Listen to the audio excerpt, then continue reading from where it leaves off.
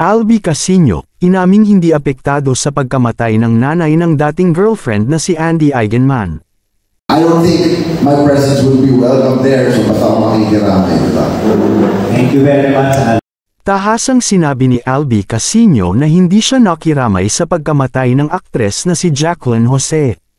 Nang makapanayam ng press si Albi Casino para sa kanyang bagong Viva film, sinabi nitong hindi naman siya welcome sa burol, kaya't wala siyang dapat ipag-alala.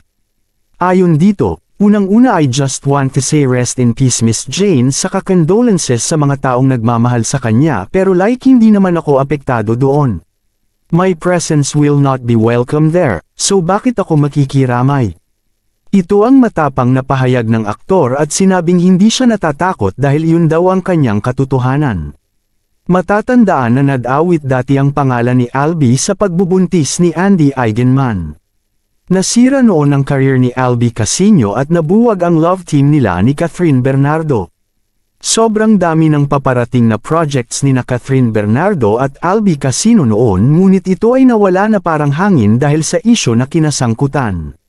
Nabugbog pa ito noon ng kampo ni Andy Eigenman dahil pinipilit ni Andy na siya ang tatay ng anak nito.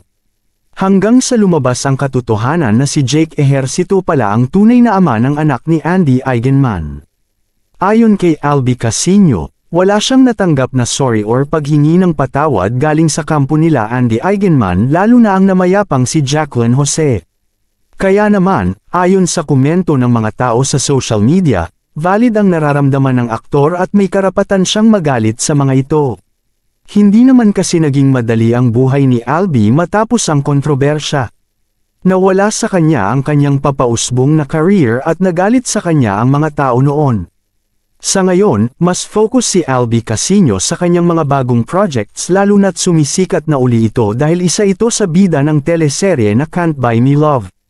May aabangan ding movie at projects na tiyak ikatutuwa ng kanyang mga fans. Anong masasabi ninyo sa balitang ito? Comment down below. Maraming salamat.